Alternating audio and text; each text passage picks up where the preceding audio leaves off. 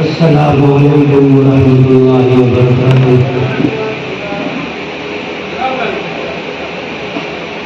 محترم حاضرین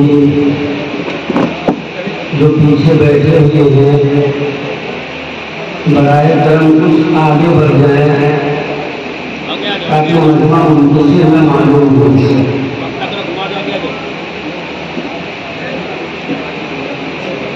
پنکھے کے سامنے بیٹھے موسم سخت ہے،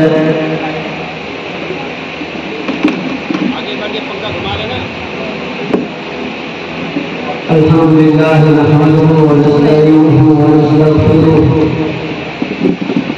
ونؤمن بہ ونتوکل علیہ ونعوذ باللہ من شرور انفسنا ومن سیئات اعمالنا، من يهده الله فلا مضل له ومن يضلله فلا هادي له، ونشهد ان لا اله الا الله وحده لا شريك له، ونشهد ان سيدنا ونبينا ومولانا محمدا عبده ورسوله، اما بعد فقد قال الله تبارك وتعالى في كلامه المجيد: أعوذ بالله من الشيطان الرجيم، بسم الله الرحمن الرحيم. واذكروا إذ أنتم قليل مستضعفون في الأرض تخافون أن يتخطفكم الناس فآواكم وأيدكم بنصره ورزقكم من الطيبات لعلكم تشكرون.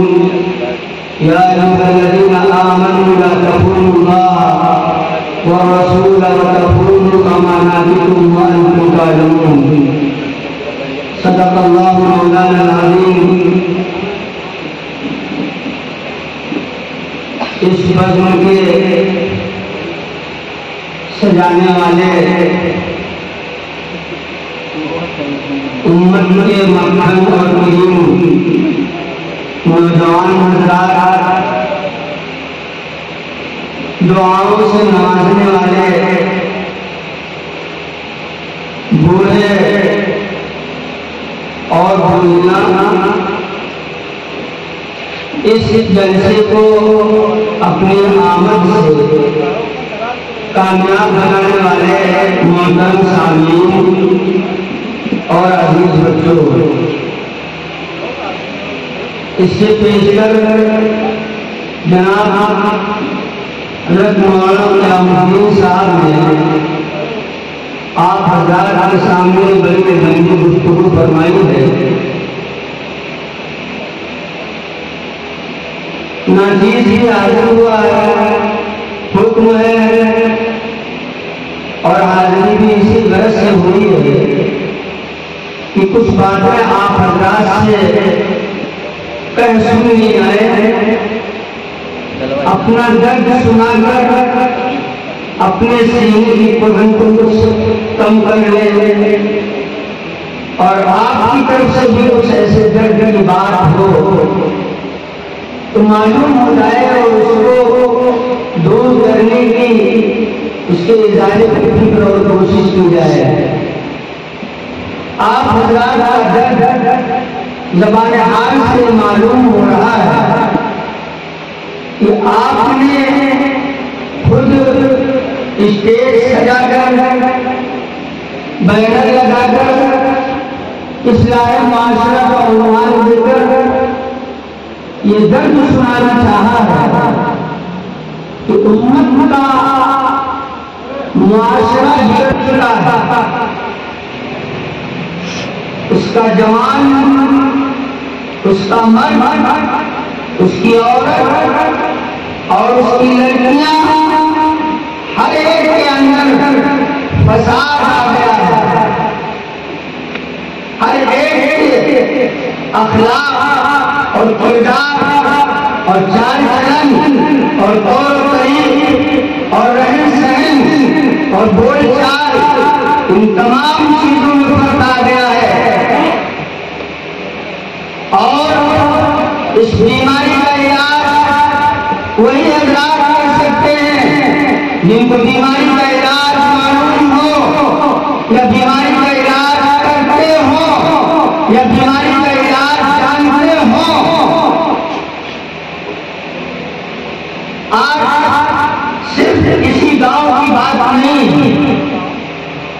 کسی ضلع کی بات نہیں ہے، پوری دنیا کا مسلمان جس ذلت و نکبت اور جس بستی اور جس امین کی کھائی میں جا چکا ہے اور جس قدر وہ اپنی گراوٹ کا رونا رو رہا ہے اور جس قدر لوگوں کے سامنے وہ رفاق اور عزت کی بھیک مانگتا ہوا پھر رہا ہے، اسی بیماری کا حل تلاش کرنے کے لیے، اسی مرض علاج کی دوا تلاش کرنے کے لیے کوئی ایک شخص نہیں، کوئی ایک فرد نہیں، امت کا ایک بڑا بڑا طبقہ مورخین اپنے حساب سے اسی تحقیق کر رہے ہیں کہ اس بستی کا سبب کیا ہے، علاج کیا ہے، اور سائنسداں اللہ کی اس امت کو یا اس دنیا کو اٹھانے کی فکر میں لگے ہوئے ہیں۔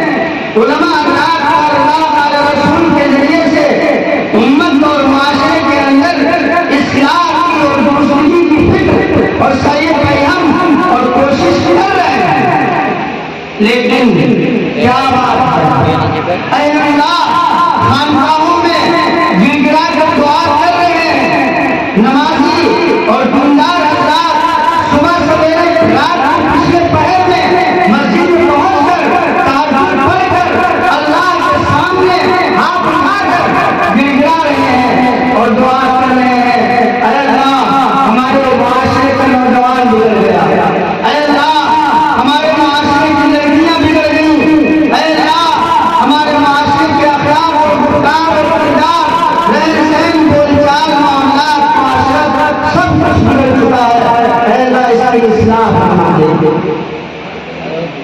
کیا بات ہے، ہر ایک کوشش کر رہا ہے، کوشش کارگر نہیں ہو رہی ہے، دوا جتنی کی جا رہی ہے مرض بڑھتا جا رہا ہے، وہ وجہ یہ ہے کہ ہم نے جس بنیاد پر اور جس سبب سے رفاق پیچھے پائی تھی، جس چیز نے ہم کو سریا پر پہنچایا تھا، اس چیز کو ہم نے اپنی زندگی سے نکال دیا۔ یہ دور ذلت و نکبت کا اور عاجزی کا اور معاشرے کے اندر بے حیثیتی اور بے وفاقی کا آج کوئی نیا نہیں ہے، ساری چیزیں دہرائی جاتی ہیں، تاریخ اپنے آپ کو دہراتی ہے۔ حضور نبی کریم صلی اللہ علیہ وسلم اس دار فانی میں تشریف لائے، دنیا جہالت اور گھٹا ٹوپ اندھیریوں سے بھری ہوئی تھی، ہر ایک کے اندر انسانیت نام کی کوئی چیز نہیں تھی، دشمنی اپنے حد عروج کو پہنچ چکی تھی اور لڑائیاں اور جنگیں ان کا ایک لامعنی سلسلہ تھا، لیکن اللہ کے رسول صلی اللہ علیہ وسلم آئے، اس دھرتی پر جلوہ افروز ہوئے اور آپ کو جو پیغام اور آپ کو جو مشن اور آپ کو جو فرض منصبی دیا گیا اور آپ کو اس دعوت کو اور اس پیغام کو لے کر صفا پہاڑی سے اس کا اعلان کیا، قولوا لا الہ الا اللہ تفلحوا۔ اس وقت کا معاشرہ حضور کو دیوانہ کہہ رہا ہے، مجنون کہہ رہا ہے، باپ دادا کے دین پر برسا برس سے چلتے آئے ہیں، برسا برس سے چلتے آئے ہیں، ایک نئی بات اس نے کہاں سے پیش کر دی کہ آبا و اجداد کے دین کو اور ان معبودوں کو چھوڑ کر ایک معبود کی پرستش کرنے لگے، ہمارے معبود ناراض نہیں ہو جائیں گے، یہ دیوانگی کی بات کر رہا ہے۔ مخالفت کا ایک ایسا سلسلہ حضور صلی اللہ علیہ وسلم بازار اوقات میں دین کی دعوت دینے کے لیے تشریف لے جاتے ہیں، لوگوں کو دین کی دعوت دیتے ہوئے آگے بڑھ رہے ہیں، پیچھے چچا ابو جہل یہ کہتا جا رہا ہے یہ میرا بھتیجا دیوانہ ہے، پاگل ہے، اس کی باتیں نہ سننا۔ اللہ نے ایک درخت لگایا اور اس کی شاخیں اور اس کی کوپلیں نکلنی شروع ہوئی اور حالات آئے، دشمنوں نے جنگ کی اور ایسے ایسے مواقع آئے کہ ایسا لگ رہا تھا اسلام کا اب اور تب لگا ہوا ہے،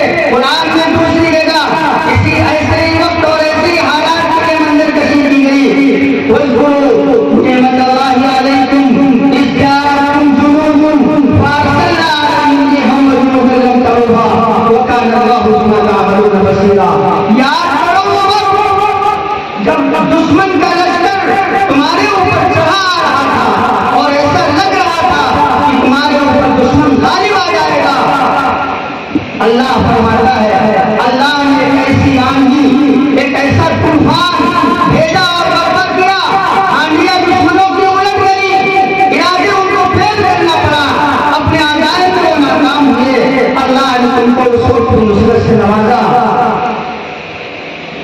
دور تھا جس کا ہے تو ڈوبتا جاتا تھا۔ آج کا مسلمان وہ چند مٹھی بھر جماعت جس نے ایک ایسا پیغام امت کے سامنے اور انسانوں کے سامنے رکھا، اور وہ پیغام کیسا پیغام تھا؟ وہ پیغام اتحاد کا پیغام تھا، وہ پیغام امن اور شانتی کا پیغام تھا، وہ پیغام ایک معبود کی پرستش کا پیغام تھا، وہ پیغام خالق کائنات کے سامنے سجدے رکھنے کا پیغام تھا۔ خدائے سبل ختم الرسل مولائے ملک جس نے غبارے راہ کو بخشا فروغ وادی سینا، خود رکھے جو راہ پر اوروں کے حاکم بن گئے، کیا نظر کی جس نے مردوں کو مسیحا کر دیا۔ وہ کیسی طاقت تھی، عمر فاروق مدینے میں بیٹھا ہے، کیسر کسرا روم و ایران سپر پاور طاقتیں ہیں، اسلامی لشکر ان کے سینے پر چڑھ چکا ہے اور اسلامی لشکر ان کے دل میں پہنچ چکا ہے، اور کیسر کسرا کا سارا مال اور ساری دولت لگ کے مدینہ پہنچ گئی۔ کیا بات! آج کا نوجوان رونا روئے، آج کا بچہ رونا روئے، اور آج کی ماں رونا روئے۔ اللہ نے وعدہ کیا تھا یہ دستور ہمارا تمہارے ساتھ اس وقت تک لگا رہے گا، یہ ہمارا قانون تمہارے ساتھ اس وقت تک چلتا رہے گا، اس روئے زمین پر تمہاری حکمرانی اس وقت تک قائم رہے گی جب تک تم اعمال صالحہ پر قائم رہوگے، اعمال صالحہ پر قائم رہوگے، اس وقت تک ہمارے دستور قائم رہے گا۔ اللہ کے قانون سے، اللہ کے احکام سے ہٹو گے، اللہ اپنے دستور کو اور اپنے قانون کو جوڑا کرتا ہے۔ آج کے مسلمان کا ایمان خالص ہے، ایمان خالص نہیں، نفاق کی علامت ہے، نفاق کے لیے الٹ پھرا۔ برا نہ لگے، آج کا نوجوان شراب کی ٹھوکریوں کو آباد کیے ہوئے، ہماری مائیں اور بہنیں بازاروں کو آباد کیے ہوئے ہیں، اور جو نوجوان چھیچڑے قسم کے ہیں وہ روڈوں اور سڑکوں اور گلیوں پر سیٹی آبادی کر رہے ہیں، اور ان کو اپنی ماں اور بہن کی عزت و عصمت کی فکر نہیں ہے، دوسرے کی کتاب، دوسرے کی عزت اور عصمت کو کاٹ کرنے کی کوشش کر رہے ہیں۔ قربان جائیے، حضرت عمر فاروق رضی اللہ تعالیٰ عنہ کا دور ہے، ایک عورت تنہا سفر کر رہی ہے، حضرت عمر فاروق نے اس کو دیکھا، پوچھا کہ تم کیسے اکیلے سفر کر رہی ہو، کیا تم کو ڈر نہیں لگتا؟ قربان جائیے، اس عورت نے جواب دیا کہ تمہارے اس سوال سے معلوم ہوتا ہے، تمہارے اس سوال سے معلوم ہوتا ہے یا تو عمر اس دنیا سے گیا یا خود عمر تم ہو، ورنہ عمر کی زندگی میں کوئی اس طرح کا سوال کرے کہ تم کو ڈر نہیں لگتا۔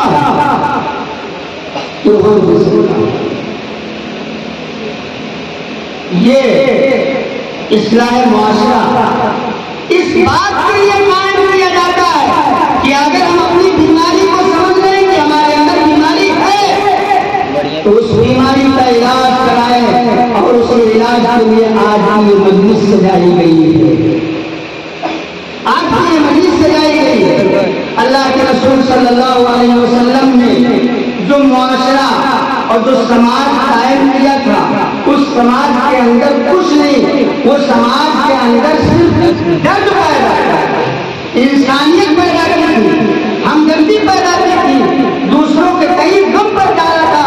آپ صلی اللہ علیہ وسلم نے دوسروں کے لیے محبت آپ نے ڈالا تھا، اخوت، انصاف، ہمدردی، بھائی چارگی کا جذبہ پیدا ہوا ہے۔ آج کا مسلمان حالات ہیں، گھر ہے، اختلاف ہوتا ہے، بھائیوں میں بنٹوارا ہوتا ہے، لیکن میری مائیں اور بہنیں اس بات کو برا تصور نہ کریں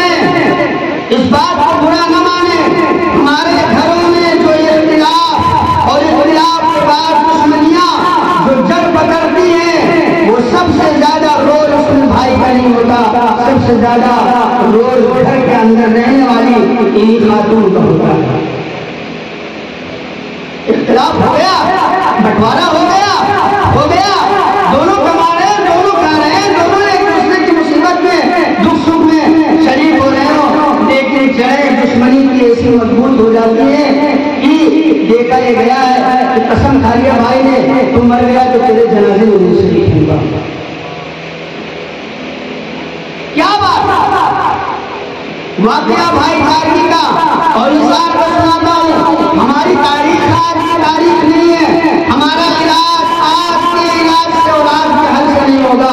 جب بھی یہ امت اٹھے گی اسی سبق سے اٹھے گی جس سبق کو پڑھ کر اور جس سبق کو اپنی زندگی میں اتار کر وہ نفوس قدسیہ، وہ پاکیزہ ہستیاں جن کی نظر پاک تھی، جن کے قدم پاک تھے، جن کے ہاتھ پاک تھے، جن کے کردار پاک تھے، وہ نفوس قدسیہ، وہ پاکیزہ ہستیاں جنہوں نے اس دنیا پر اپنے کردار اور اعمال کے ذریعے سے حکمرانی کی تھی اور اس دنیا پر سکہ قائم کیا تھا، انہیں اسباب کو دہرایا جائے گا۔ جسے فضول سمجھ کر بجھا دیا تو نے، جسے فضول سمجھ کر بجھا دیا تو نے، وہی چراغ جلاؤ اور روشنی ہوگی۔ حضرت خدیجہ رضی اللہ تعالی عنہ اس امت کی سب سے پہلی ماں ہے، ام المؤمنین حضرت خدیجہ رضی اللہ تعالی عنہ۔ ان کی سہیلیاں بھی حضور صلی اللہ علیہ وسلم نے ان کو بھی تعلیم دی کہ اپنے پڑوسن کے لیے جب شوربہ پکایا کرو تو تم اس کو بھی شوربہ بھیج دیا کرو۔ اذا طبقت مرقا فاغسل الماء وتعاهد جيرانك، اور دوسری جگہ فرمایا کہ کچھ نہ صحیح تو ایک پھول ہی بھیج دیا کرو۔ ایک موقع پر ایک صحابی کہتے ہیں کہ میرے بھائی جنگ میں گئے تھے، مل نہیں رہے تھے، جنگ ختم ہو گئی، اپنے بھائی کو تضاد بھائی کی تلاش میں نکلا، تضاد بھائی کی تلاش میں نکلا کہ اگر وہ کہیں ملے تو ان کو پانی پلا بھی ہو سکتا ہے، ان کی زندگی کا آخری وقت۔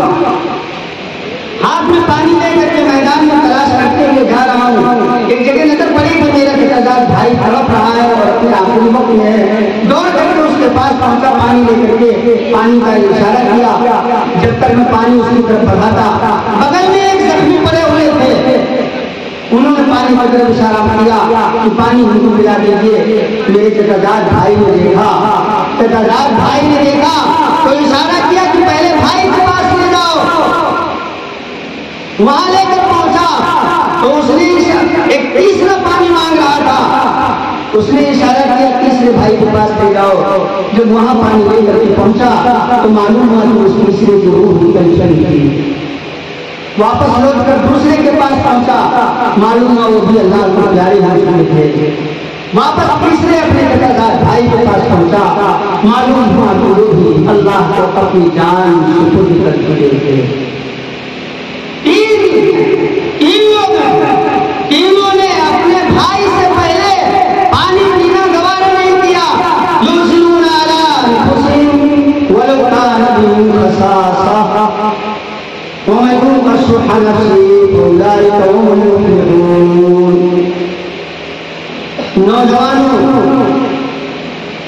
نوجوان صحابہ کرام میں ایسے ایسے نوجوان صحابہ گزرے ہیں، اور یاد رکھو نوجوانوں تم اس امت کے مستقبل ہو، نوجوانوں اس امت میں تم آرزو ہو، اور اس امت کا تم آخری سہارا ہو۔ آخری سہارا کہہ رہا ہوں، کسی بھی معاشرے کا اور کسی بھی طبقے کا نوجوان اگر کسی کام کے لیے کھڑا ہو جائے، وہ کام جو برسوں میں ہوتا ہے وہ کام لمحوں میں ہوتا ہے۔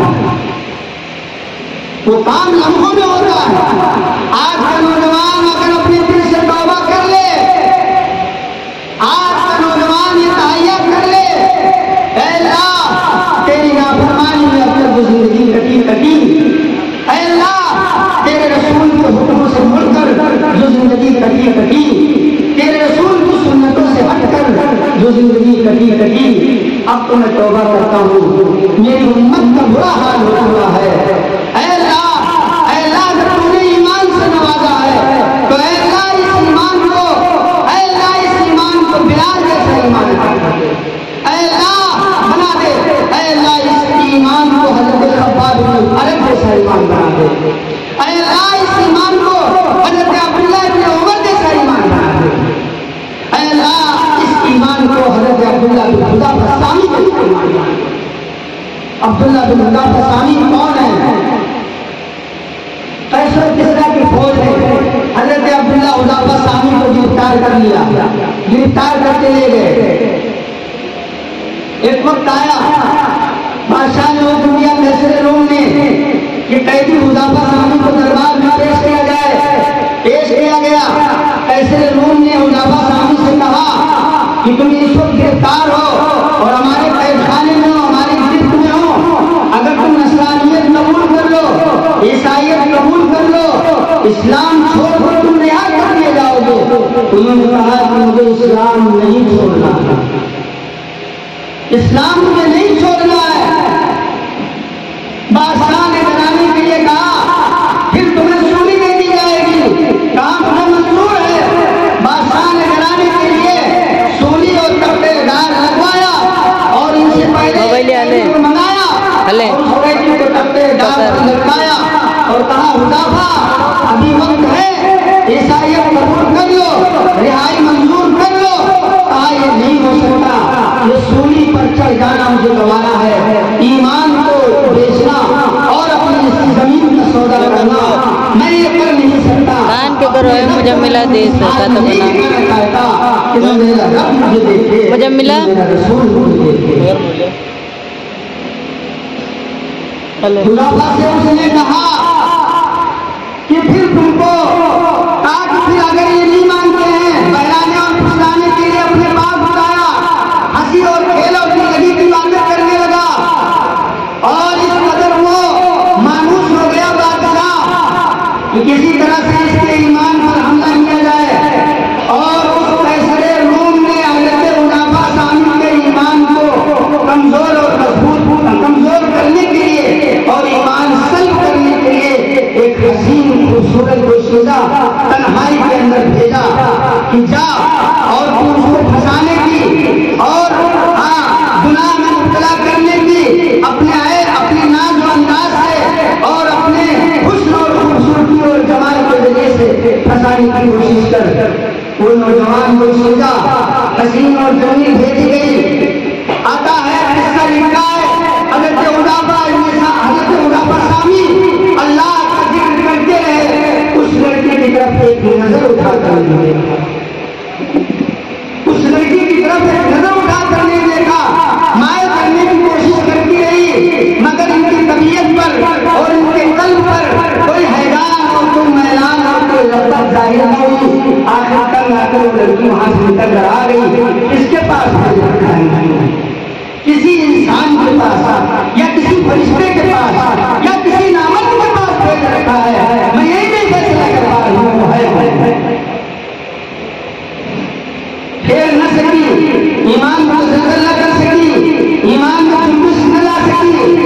قیصر روم نے کہا کڑاہا لایا جائے اور تیل گرم کیا جائے اور حذافہ سامی کو جلتے ہوئے اور کھولتے ہوئے تیل میں ڈال دیا جائے۔ حذافہ سامی کو لایا گیا اور ان سے پہلے ایک کو ڈالا گیا، مگر ان کے چہرے پر اور ماتھے پر بل نہیں آیا، خوف نہیں آیا۔ اور پھر اس کے بعد حضرت حذافہ سامی کو قیصر روم نے بلایا، اگر تم میری پیشانی کو بوسہ دے دو تو میں تم کو رہا کر دوں گا، اور اپنے رونے کا تم سبب بتلا دو، اپنے رونے کا سبب بتلا دو اور میری پیشانی کو چوم لو، میں تم کو چھوڑ دوں گا، رہا کر دوں گا۔ انہوں نے کہا میرے رونے کا سبب یہ ہے کہ اللہ کی طرف متوجہ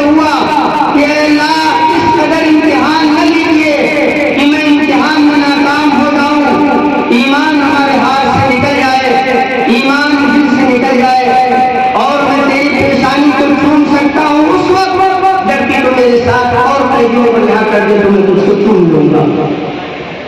اس نے وعدہ کیا خدا پر نامی نے کیسے روم کی پیشانی کو چوما اور اس نے تمام قیدیوں کو رہا کر دیا. حضرت عمر فاروق رضی اللہ تعالیٰ عنہ کا دور ہے. یہ لوگ لڑ کر کے مدینہ پہنچے. حضرت عمر فاروق رضی اللہ تعالیٰ عنہ کو انتفاع میں معلوم ہوا, حکم ہوا, پورے مدینہ کے لوگ پہنچ کر کے خدا پر نامی کی پیشانی کو بچا دو. اپنے ایمان کو بچا کر لایا, اپنے ایمان کو بچا کر لایا ہے. یہ کیا نوجوان نہیں تھے وہ؟ کیا ان کو امنگیں نہیں تھی, حوصلے نہیں تھے؟ شراب حرام قرار دے دی گئی. صحابہ کرام نے شراب کو انگیز لیا. مدینے کی گلیوں میں شراب بہ رہی تھی.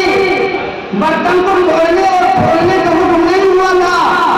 برتنوں کو توڑ دیا, ختم کر دیا, اس لیے کہ یہ برتن رہے گا, شراب کی یاد دلاتا رہے گا. یہ برتن رہے گا, شراب کی یاد دلاتا رہے گا. اس گھر سے شراب بھی ختم کرنی ہے اور شراب کی علامت اور رسولیات بھی ختم کرنی ہے. آج تک اتنا نوجوان ہے, باہر نشہ کرتا ہے, گھر میں آ کر کے اپنی بیوی کو تنگ کرتا ہے. وہ بیچاری ماں باپ کو ہاسپٹل پر اور اس کی محبت میں ماں باپ کو چھوڑ کر آئی تھی اس گھر میں. اور آج کے معاشرے میں جبکہ ایک نئی آنے والی بہو کو باحثیت بہو اور باحثیت حقدار اور باحثیت گھر کا ایک فرد جلد تسلیم نہیں کیا جاتا. وہ تسلیم نہیں کرتے. یہ شخص بھی تسلیم کرنے کے لیے اور معلوم کے راضی اور آمادہ نہیں ہے. اپنے عمل سے, اپنے کرتوت سے اس کی زندگی کو عجیرن اور دوزخ بنا دیا جاتا ہے. ایسے واقعات بکثرت پیش آتے ہیں کہ عورت کمزور دل کی, کمزور دل کی نہ برداشت کر کے خودکشی کر لیتی ہے, دھیان دے دیتی ہے, زہر کھا لیتی ہے, کہیں بھیجی جاتی ہے. یہ ایسے واقعات پیش آتے ہیں. نوجوانوں, تم اپنے آپ کو سنبھالو. جن کی شادیاں ہو گئی اپنی بیویوں کے حقوق ادا کرو. جس نبی کے امتی ہیں, جس نبی کی سفارش کے امید پر ہم قائم ہیں, جس نبی کے ہاتھ میں اوسط ملنے کی آگاہ اور تمنا رکھتے ہیں, اس نبی نے اپنے آخری وقت میں اس دنیا سے جاتے ہوئے فرمایا تھا عاشروہن بالمعروف. اس بنا کے ساتھ حسن سلوک کا معاملہ کرنا, حسن سلوک کے ساتھ رہنا, سختی نہ کرنا. سختی کرو تو توڑ دو گے, چھوڑ دو گے آزاد ہو جائیں گی. چھوڑنا بھی نہیں, توڑنا بھی نہیں, ان کے ساتھ حسن سلوک سے گزارنا. آج یہ ایک واقعہ گزرا. ایک غریب آدمی جس کے پاس روزانہ یا ہفتے میں یا مہینے میں گوشت کھانے کی طاقت نہیں تھی, پیسے نہیں تھے. 6 مہینے کے بعد مرغی کا گوشت لے کر کے آیا. زبان پر دبا رہی تھی, زبان طلبگار تھی, کچھ چٹکارا گئے, زبان ایک بالکل صاف ہو گئی ہے. گوشت لے کر کے آیا. بیگم سے کہا بیگم ذرا گوشت اچھے سے پکائیے, بس بہت دنوں سے تمنا کی گوشت کھانے کی, آج ملا ہے گوشت کھائیں گے. بیگم نے پکایا, ہاتھ بھی ہے, نمک زیادہ ہو گیا, نمک قدر زیادہ ہو گیا کہ کھانا دشوار ہو رہا تھا. اس بندے نے ہاتھ پکایا, نمک زیادہ معلوم ہوا. اس نے بیان کیا کہ میں کھاتا گیا, کھاتا گیا, کھاتا گیا. بیوی کو ایک لفظ بھی نہیں کہا, بیوی کو ایک لفظ بھی نہیں کہا کہ نمک زیادہ ہو گیا. یہ سوچ کر کے کہ اگر میری بچی اور میری بیٹی کسی گھر میں بہو بن کر جائے اور اسے نمک زیادہ ہو جائے, شوہر کو اچھا نہ لگ رہا ہو, ہماری آخری چاہت ہوگی کہ شوہر میری لاڈلی کو کچھ نہ کہے, میری پیاری بیٹی کو میرے لگتے جگر کو کچھ نہ کہے, برداشت کر جاتا. آخر میری بیوی یہ بھی کسی کی لاڈلی نہیں ہے, کسی کا لگتا جگر ہے. اس کے ماں باپ کی تمنا اور آرزو یہی ہوگی, اس کے تمام کی تمنا اور آرزو یہی ہوگی کہ اس کی بچی اور لاڈلی کو کچھ نہ کہا جائے. اللہ سے بندوں کے ساتھ معاف ہوگا, ہر گزر کا معاملہ ہوگا. ایسے نوجوان اس دھرتی پر گزرے ہیں کہ وہ اگر قسم کھا لے تو اللہ فوراً ان کی مسلوں کو پورا کر دے گا. اور میں اپنے نوجوان ماں اور بہنوں سے بھی کہوں گا, تمہاری گود انبیاء کی گود رہی ہے، تمہاری گود اللہ کی گود رہی ہے، تمہاری گودوں سے انبیاء نے جنم لیا ہے، تمہاری گودوں سے اولیاء علماء نے جنم لیا ہے۔ اپنی گودوں کو، اپنی گود کو داغدار نہ ہونے دو، اپنی عزت کو داغدار نہ ہونے دو۔ دنیا آزادی کا نعرہ لگا رہی ہے، جس آزادی کا نعرہ تمہارے لیے لگایا جا رہا ہے کہ تم آزاد رہو، ان بندشوں میں نہ رہو، وہ جان کر وہ تمہاری ہلاکت کی طرف تم کو لے جا رہا ہے۔ ہر ایک کو حقوق ادا کرو، صبر کے ساتھ زندگی گزارو۔ ہمارے حضرت مفتی صاحب جان خاتون کا بیان ابھی باقی ہے، میں اپنی بات کو مختصر کر کے اس اصلاح معاشرہ کا خاص پیغام نہیں ہوتا ہے کہ اس امت کا نوجوان سدھر جائے، اس امت کا پورا سدھر جائے۔ ایسا نہیں کہ پورے ہو گئے، اب گناہ نہیں کر سکتے، گناہ ہو سکتا ہے نہ کر سکیں، لیکن گناہوں کے خیالات نہیں ختم کر سکتے، گناہوں کے خیالات سے گناہ بچ نہیں سکتا کوئی۔ شیطان علیہ کے ساتھ لگا ہوا ہے، جب تک ایمان کے ساتھ اس دنیا سے چلا نہ جائے اس وقت تک کسی کے بارے میں اطمینان نہیں کیا جا سکتا کہ وہ گناہ مقبول ہو گیا اور اپنے ایمان کو بچا لے گیا۔ محدث کہتے ہیں جس کو احادیث کا ایک اللہ کے رسول صلی اللہ علیہ وسلم کے فرامین کا ایک اچھا خاص یاد رکھوانی محدثین میں سے محدث ایسے گزرے ہیں، وہ اپنا واقعہ بیان کرتے ہیں کہ جوانی کا ایک واقعہ، جوانی کے عالم میں مجھ کو کسی نے پھنسانا چاہا اور غلام ملوث کرنا چاہا، جن کے اندر اور قلب کے اندر خوف خدا اور پرہیزگاری کا اس قدر جذبہ تھا کہ میں نے اپنے آپ کو کسی طرح سے بچانے کی کوشش کی اور اللہ نے مجھ کو بچا لیا۔ وقت گزرتا گیا، بڑھاپا آ گیا، احادیث کی کتابیں لکھ رہے ہیں، تشریحات کر رہے ہیں، قلم چلا رہے ہیں۔ ایک دن کا ایک خیال آیا کہ جوانی میں تم کو کسی نے دعوت دی تھی، جوانی میں تم کو کسی نے دعوت دی تھی، اگر گناہ کر لیے ہوتے کیا ہوتا؟ آخر توبہ کر لیے تو معاف ہو جاتا۔ یہ خیال اور اس کے ساتھ ساتھ مان یہ خیال کہ آخر جوانی میں جب کر گزرنے کی طاقت تھی اس وقت تمہارے دل میں یہ خیال نہیں آیا، آج یہ خیال ہم پر آیا۔ سوچتے سونے لگے، سوچتے سوچتے سو گئے، نیند آ گئی، خواب میں اللہ کے رسول صلی اللہ علیہ وسلم کی زیارت۔ اللہ کے رسول صلی اللہ علیہ وسلم نے فرمایا فکر نہ کرو، فکر کی بات نہیں ہے، اس لیے کہ اس زمانے میں جب جوانی کے عالم میں تم نے اپنے آپ کو گناہ سے بچانے کی کوشش کی اور اللہ نے تم کو بچا لیا، وہ زمانہ میرے زور نبوت سے نہیں تھا، اور آج جب یہ خیالات آ رہے ہیں زمانہ میرے زور نبوت سے دور ہو چکا ہے، اس لیے خیالات آ رہے ہیں، تو خیالات پر قابو نہیں پایا جا سکتا۔ اور بزرگوں، دوستوں، نوجوانوں، اپنی زندگی میں انقلاب لاؤ، توبہ کرو۔ کیسے کیسے حالات اس وقت گزر رہے ہیں، اگر ہم آج نہیں سدھرے، اپنی شناخت اور اپنا امتیاز قائم نہیں کیا۔ ایک پیغام آخر میں اپنے نوجوان کو دے کر کے ختم کرتا ہوں۔ اللہ کے رسول صلی اللہ علیہ وسلم کے نام لیوا، اللہ کے رسول صلی اللہ علیہ وسلم کی سنت سے اگر کسی نے اعراض کیا، یاد رکھو بات کو سچ لے کے آ رہا ہوں۔ علماء کرام ہو سکتا ہے کہ میرے اس قول کی تعویل کر کے تم کو تسلی دے دیں، مگر بات سچ ہے۔ آقا مدنی محمد عربی صلی اللہ علیہ وسلم کے زبان مبارک سے نکلے ہوئے یہ الفاظ، من رغب سنتی فلیس منی، جو میری سنت سے اعراض کرے وہ مجھ سے نہیں ہے، اس کا تعلق مجھ سے نہیں ہے۔ جو میری سنت سے اعراض کرے اس کا تعلق مجھ سے نہیں ہے۔ سنت اللہ کے رسول صلی اللہ علیہ وسلم کی ایک شادی کرنا بھی، شادی کے موقع پر یہ روایت کری جاتی ہے اللہ کے رسول صلی اللہ علیہ وسلم کی سنت داڑھی رکھنا، اللہ کے رسول صلی اللہ علیہ وسلم کی سنت داڑھی رکھنا بھی ہے۔ تمام انبیاء نے داڑھی رکھی اور اللہ کے رسول نے داڑھی کے بارے میں حکم دیا، اپنی امت کو حکم دیا داڑھی بڑھاؤ،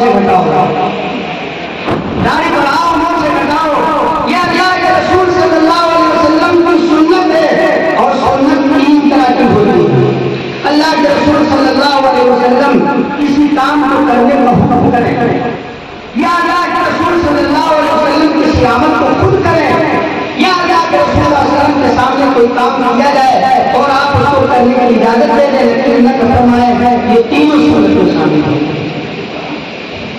ارے نوجوانوں، اللہ کے رسول کی سنت جاری رکھنا ہے، حکم جاریت کو منہ سے بڑھاؤ۔ اللہ کے رسول صلی اللہ علیہ وسلم نے صحابہ کرام کو تلقین کی، آج ہمارے نوجوان قولن زبان سے اگر رسول اللہ کی سنت کی مخالفت اور اعراض نہیں کر رہا ہے تو عملاً تو ضرور کر رہا ہے، رسول اللہ کی سنت کو اپنے چہرے پر نہیں چلا رہا ہے۔ یاد کرو، اگر اللہ کے رسول نے اس حدیث کی بنیاد پر سختی کے ساتھ ہمارا معاملہ کر لیا اور کہہ دیا کل کہ ہم کو نہیں پہچانتے اس لیے کہ تمہارا چہرہ ہماری سنت اور ہمارے چہرے کے مطابق نہیں تھا، تو کل کہاں جانا ہے؟